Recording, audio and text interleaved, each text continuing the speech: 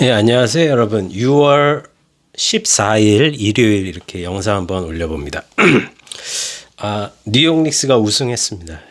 일단 첫 번째 저한테 좀 큰 뉴스인 것 같고요.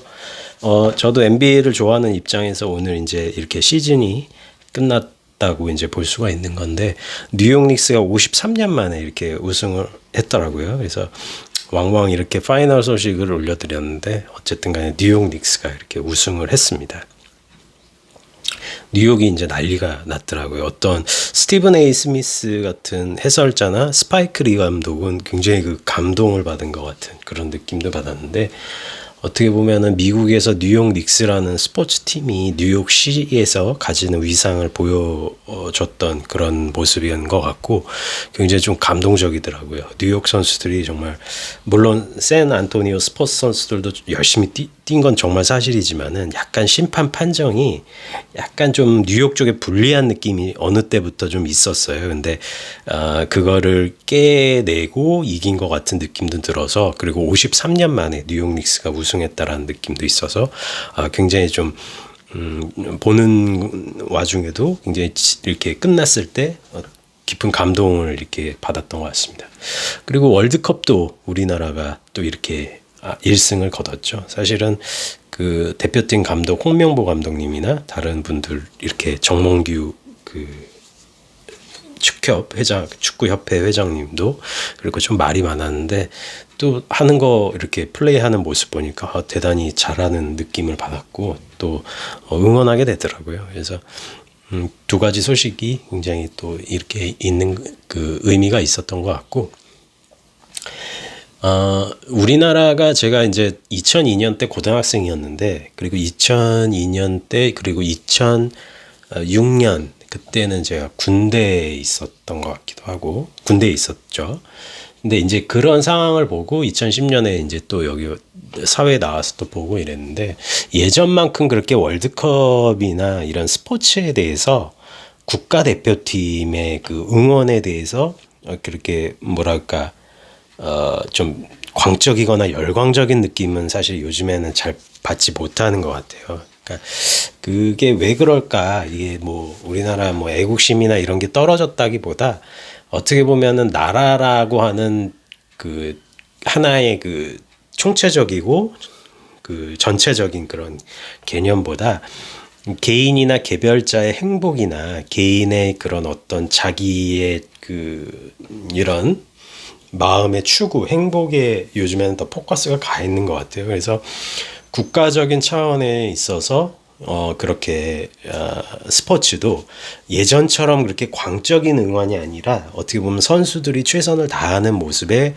그 응원을 하는 것이고, 또 댓글에 보니까 이런 사태로 인해서도 어떤 축구협회에 대한 문제가 덮여서는 안 된다, 이렇게는 또 말이 나오더라고요. 또 그거는 또 맞는 말 같은데, 또 홍명보 감독이 사실은 16강을 넘어서 또 8강까지 진출을 시킨다라고 했을 때, 그렇게 된다면 또 홍명보 감독은 또 유능한 감독이잖아요. 그러니까 또 이게 참 어려운 문제 같아요. 어려운 문제 같은데, 또 그렇게 따진다면 홍명보 감독을 본 건 잘한 인선이 선택이 되니까 또 그것도 또 어려운 문제 같은데, 어쨌든 간에 대한민국 국가대표팀이 월드컵에서 또 이렇게 이기는 모습을 보니까 또 재밌기도 하고 또 관심도 가더라고요. 또 16강은 충분히 갈 수 있을 것 같은 느낌도 받았습니다. 그래서 뉴욕 닉스처럼 우리나라 국가대표팀도 좀 8강 정도는 갔으면 좋겠다, 뭐 이런 생각을 합니다.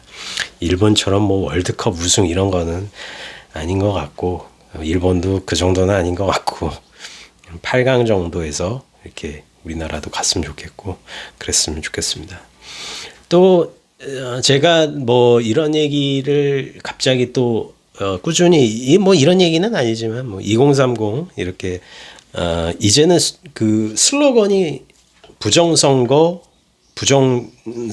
그리고 재선거, 부정투표, 뭐 부정투표가 아니죠. 이제 부정선거, 그리고 이제 재투표, 부정선거, 재투표, 정정할게요.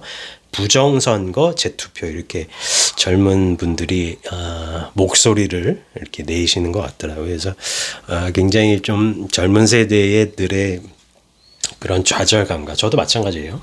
좌절감과 어떤 지금 사회가 돌아가는 것에 대해서 어떤 분노와 잘못 진행이 되고 잘못 개진이 되고 있다라는 것에 대한 어떻게 보면은 그 자괴감이 이런 식의 자발적인 이런 집단과 공동체를 형성하게 한 것이 아닌가, 그런 생각을 좀 많이 하게 됐어요. 저도 굉장히 관심이 많이 갖게 되더라고요. 이렇게 근데 우리나라 언론이 지금 SBS 그리고 JTBC 몇몇 어떤 방송국이나 신문사를 제외하고는 그렇게 이렇게 포커스 잘 안 맞추는 것 같아요. 근데 이게 굉장히 중요한 사안이거든요. 그러니까 투표권이 침해가 받았다라고 하는 거는 사실은 그 전에 윤 대통령이 계엄을 했던 것만큼이나 사실은 이건 중차대한 사안입니다. 네. 그러니까 그 계엄을 한 것도 나는 국민들을 폭력적으로 대하겠다. 폭력적으로 대하겠다라는 그거를 표현했기 때문에, 그것이 어떤 명분이 있건 간에 계엄 자체는 국민을 폭력적으로 대하겠다라는 방법론이니까 이거는 당연히 혼나야 되는 이야기고 별 사태가 아닌데, 지금 이번 것도 당연히 혼나야 돼요. 지금 국민의 참정권이 훼손이 당한 거는 나는 너를 때리는 것이 아니라, 저번에 윤 대통령 정권이 나는 너를 때리겠다라는 거였다면, 요번에 부정선거는, 그리고 요번에 투표용지 사태는 나는 너한테 사기를 쳤다 이거거든요. 그러니까 나는 너한테 사기 쳤다예요 지금. 그러니까 사기랑 폭행죄랑 사기죄라고 보시면 돼요. 저는 그렇게 생각을 해요. 그러니까 지금 국민들에게 사기친 거거든요. 그리고 이 사기죄에 대해서는 쉽게 물러설 것 같지는 않고, 아무리 언론에서 이거를 가린다라고 하더라도 지금 월드컵에 모이는 것이 아니라 저쪽 부정선거라고 의심을 받고 있는 저쪽으로 지금 모이고 있잖아요. 그래서 이 점이 굉장히 흥미로운 점이다, 저는 그렇게 생각을 합니다. 그리고 두 번째는 제가 그냥 또 생각이 나는 건데, 우리나라에는 예를 들어서 션 펜이라든지, 영화배우 션 펜이라든지, 아니면은 스프링스턴, 갑자기 기억이 안 나네요. 스트리트 오브 필라델피아라는 노래를 부른 브루스 스프링스턴 맞을 거예요. 이 스프링스턴 같은 그런 예술가나 클린트 이스트우드 같은 어떤 그런 꼬장꼬장한 예술가가 없는 것 같아요, 사실은.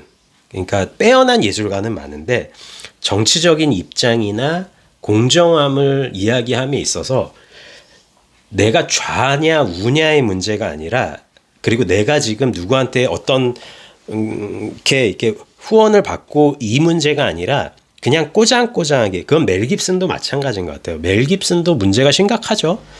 어떻게 보면은 너무 외골수 카톨릭의 느낌이 있지만은 어떤 면에서는 멜 깁슨은 좀 제외할게요. 션 펜, 클린트 이스트우드, 뭐 브루스 스프링스턴, 뭐 이런 예술가만 좀 놔둘게요. 그러니까 이런 예술가들은 그냥 좌우를 떠나서 그것이 잘못됐다라고 하면은 지적을 하는 예술가들 같아요.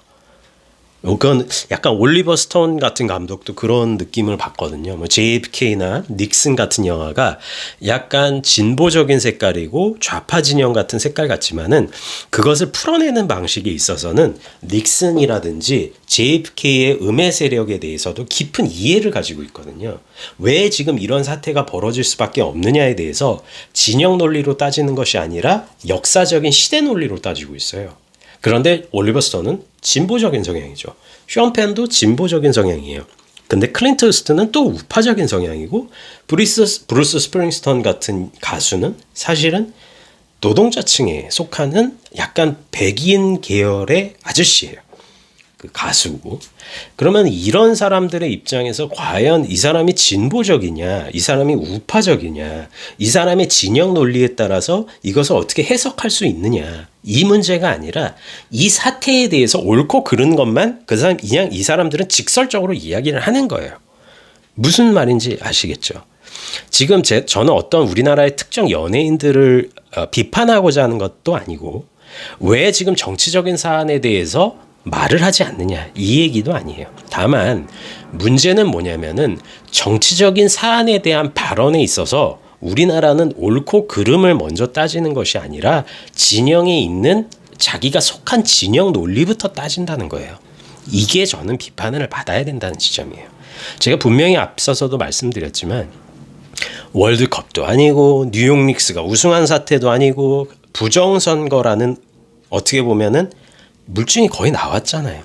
사전투표로서 그렇게 동률이 나오는 게 어디 있어요. 지금 7개, 8개가. 이거는 너무 자명한 사실이잖아요. 거기다 플러스 재선거를 요구하는 움직임이 자발적으로 젊은 세대들한테 모여지고 있어요. 이거는 사실은 계엄이 국민에 대한 대한민국 국민에 대한 폭행 혐의라면 이런 어떻게 보면은 투표 용지 가지고 장난친 선거권 침해, 참정권 침해에는 이건 사기죄예요. 그러니까 몰려드는 게 당연해요. 그러면 이 사태에 대해서 명확하게 이야기해주는 한 명의 대중예술가가 있느냐는 말이에요. 지금 왼쪽에서 그렇게 계엄이 터졌을 때 비판한 건 너무 잘하고 너무 박수 받아야 되고 너무 용감한 행위셨어요. 그러면 이번에도 말을 해야 되는 거예요. 근데 만약에 그쪽에서 그때 하건 안 하건 간에 이건 자유인데 너무 안 해. 이 일에 대해서는.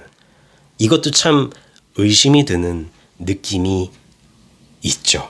사실은. 그래서 모르겠어요. 이런 이야기를 들으셨을 때 불편하실 수도 있는데 잘 한번 생각을 해보시면은 계엄은 국민에게 어떤 정부가 폭행을 한 거라면 정당한 사유가 아니잖아요. 그거는. 요번에 이런 투표용지 가지고 장난질한 거는 국민에게 사기를 친 거다. 이렇게 생각을 하시면은 이건 진영 논리가 아니라 옳고 그름에 대한 정당한 자기 판단의 능력이에요. 그렇기 때문에 이번 사태 역시도 이렇게 잠잠하게 월드컵에 묻어서 저같이 남의 나라 농구팀에 이렇게 신경 써서 이렇게 넘어갈 사안이 아니고 다만 나가지 못하시더라도 이건 제 자기 변명 같지만 송파까지 나가지 못하시더라도 마음으로는 이것이 반드시 잘못된 사태이고 반드시 이 잘못된 참정권 침해 사태에 대해서는 여러분들이 계엄이 잘못된 것만큼이나 인지를 하고 계셔야 돼요. 반드시. 그게 굉장히 중요한 것 같아요. 그리고 이것이 잘못된 것이 수정이 될 기회가 있으면은 여러분들은 반드시 조금이라도 힘을 보태셔야 된다. 이게 사실은 조금씩 무너지기 시작하면은 굉장히 민주주의가 모 나라의 어떤 곳처럼 이렇게 아주 안 좋아질 수가 있다라는 이야기를 모 나라의 어떤 곳은 여러분들이 한번 넣어보시면 좋을 것 같아요. 네, 오늘 6월 14일 일요일 이렇게 이야기를 해봤고요. 또 다음 시간에 이렇게 또 뭐 제가 영화를 보거나 또 책을 보거나 코너가 미학자의 시대 읽기에서 이렇게 좀 켜켜이 쌓이는 것 같은데 조금 요 코너로 이렇게 집중을 하겠습니다. 네, 감사드리고요. 주말 보시는 분들은 주말 잘 보내시고 또 다른 날 보시는 분들은 좋은 하루 보내시기 바랍니다. 네, 고맙습니다.